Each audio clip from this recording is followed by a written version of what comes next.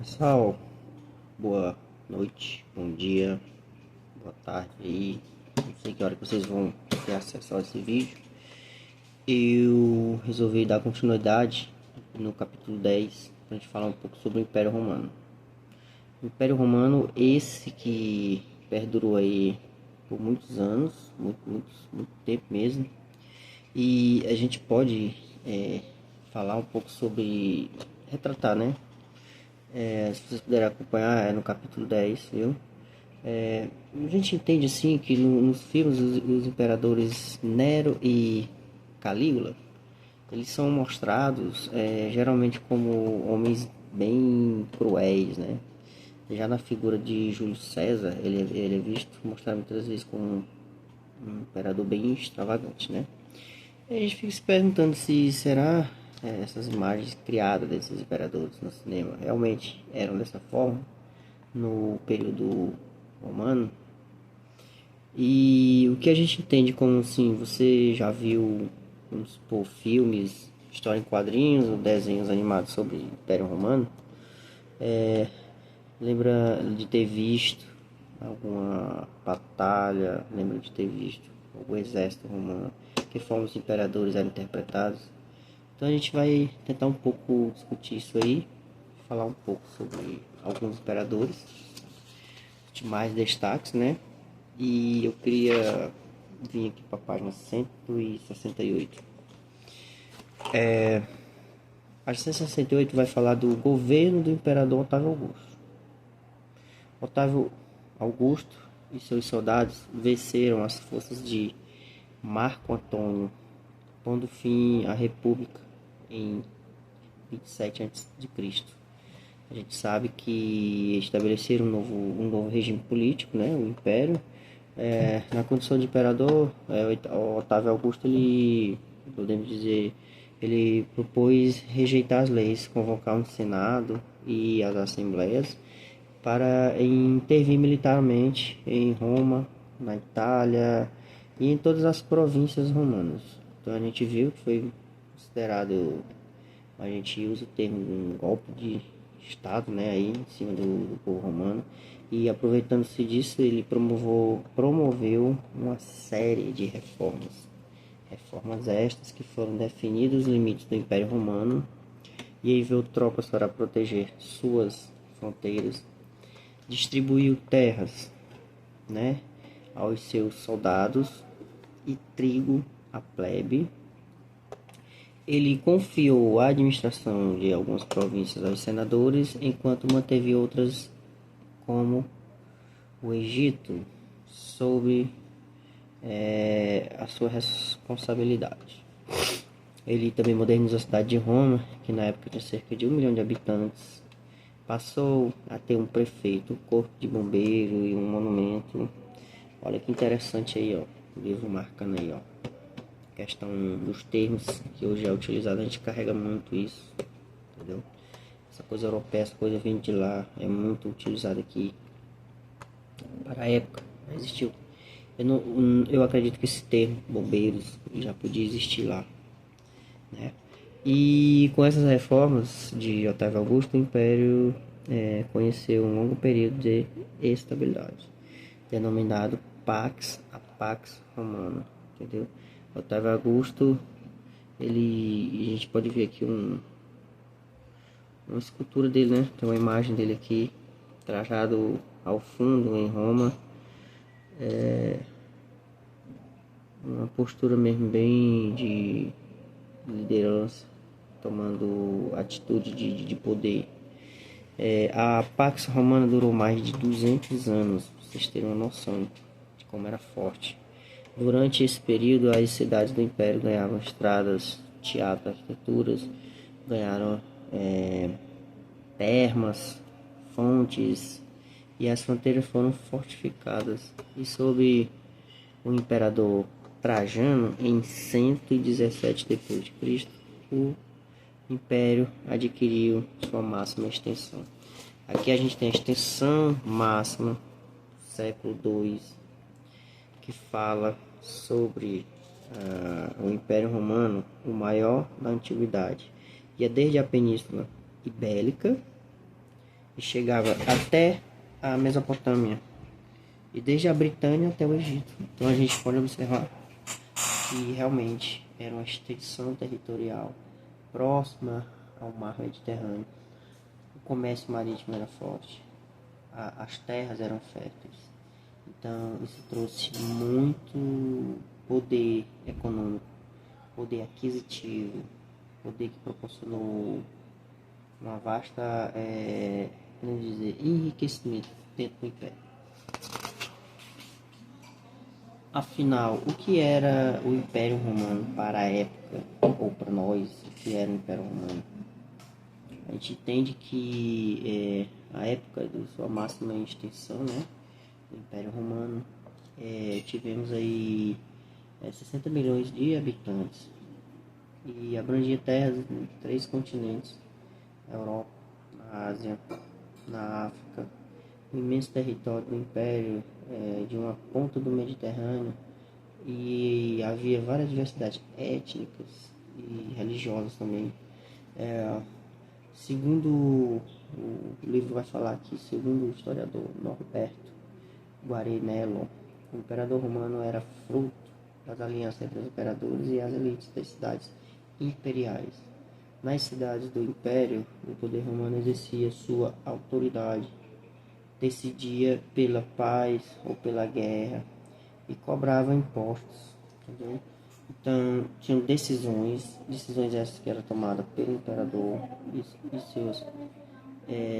seus representantes, se era tempo de paz ou se era tempo de crescer mais, se era tempo de conquistar novos povos e a guerra.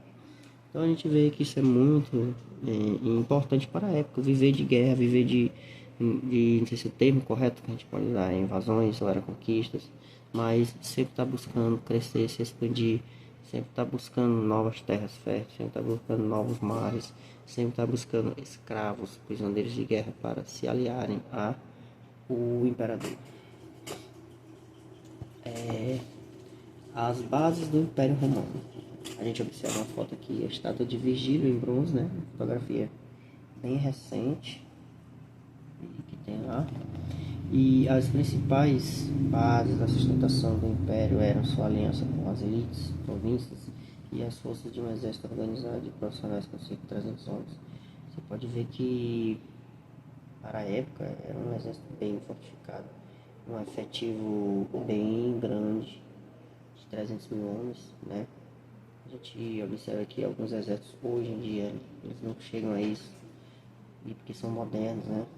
Mas para aquele tempo a gente conseguiu ter uma fração bem significativa de militares em campo de batalha.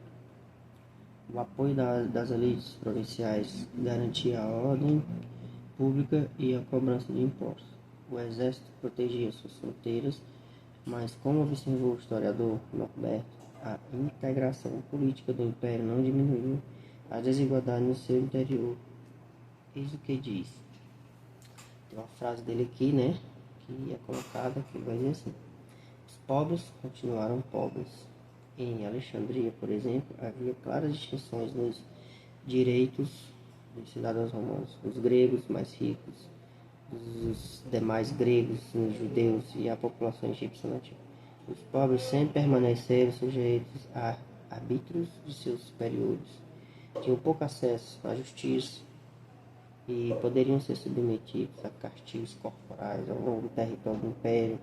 As sociedades eram altamente hierarquizadas, ou seja, sempre se teve essa questão de manter os grupos fechados, os grupos sem ter oportunidade de ascensão, de crescimento dentro de outro grupo.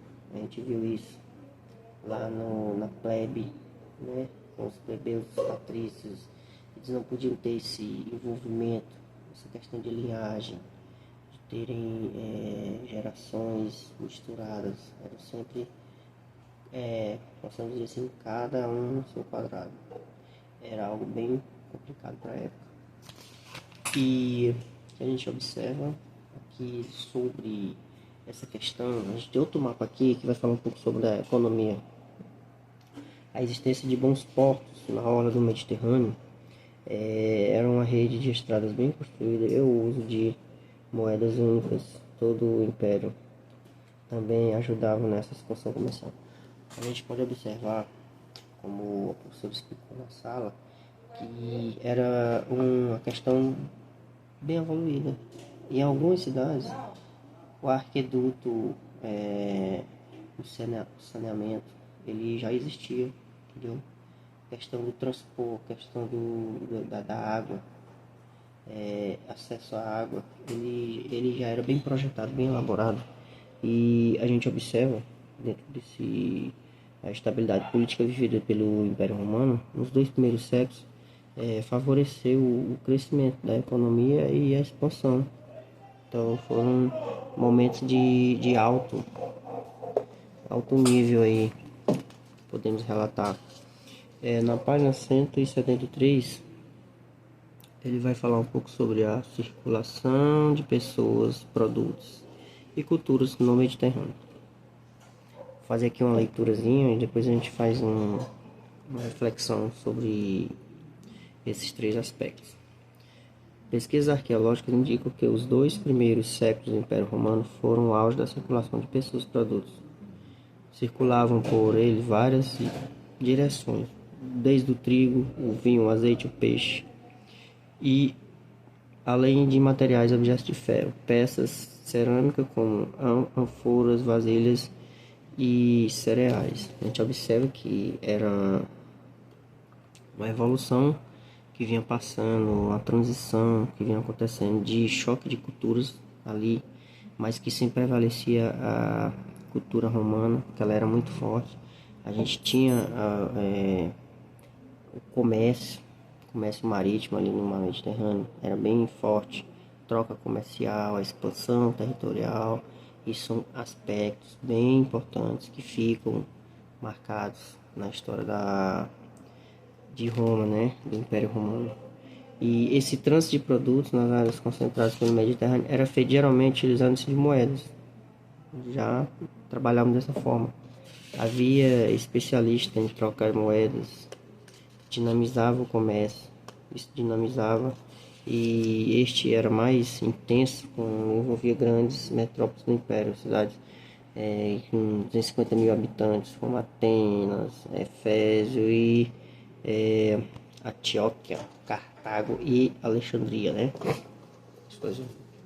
Ouvimos falar aí do imperador Alexandre o Grande, o homem que conquistou vários territórios.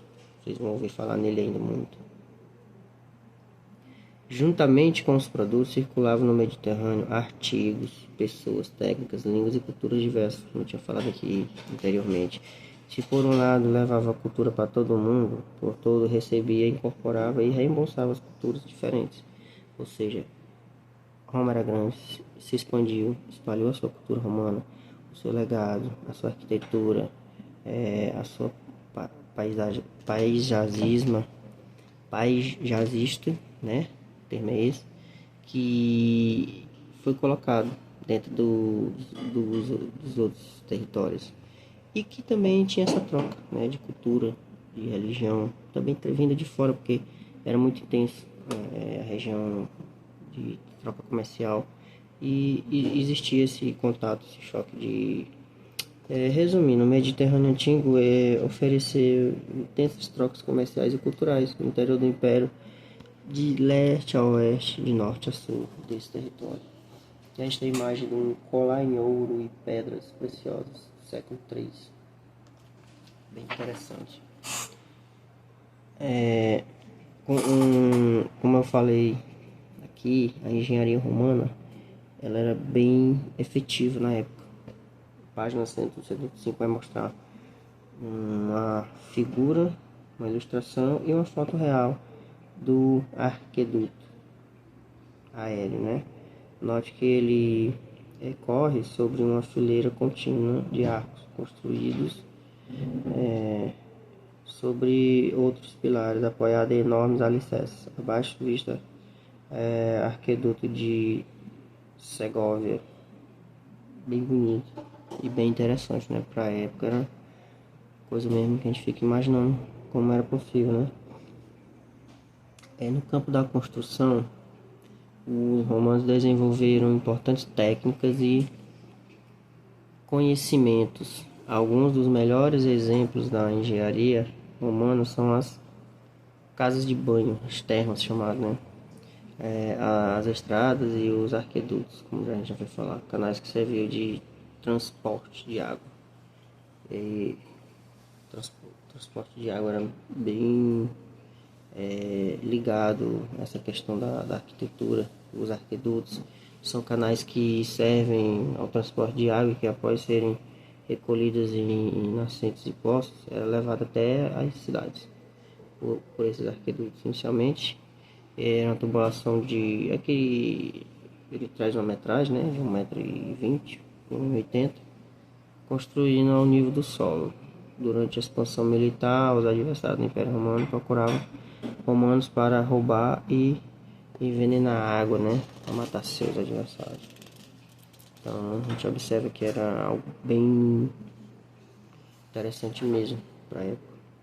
Pessoal, eu vou fazer o seguinte: eu vou deixar aqui a sugestão da atividade para vocês responderem, que a professora pediu que eu pudesse passar isso para vocês, que fosse feita a atividade da página 177, vocês respondessem a questão 1 até a questão 7, baseado no texto do livro, que a segunda-feira a gente vai corrigir, e se eu puder eu vou estar reforçando uma revisão, porque essa semana de prova, e vocês precisam estar bem inteirados por dentro do tema do assunto, para que a gente possa desenvolver bem a nossa avaliação. Então fica a dica aí, eu espero que todos participem, tá?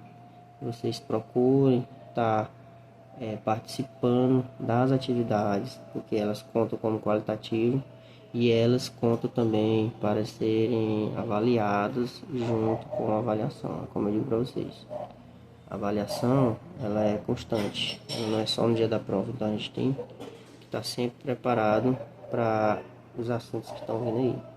Então vocês respondem a atividade da página 177 da questão 1, questão 7, que ela será corrigida em sala de aula segunda-feira, viu? Eu deixo aqui o meu até breve para vocês e nos encontramos. Até mais.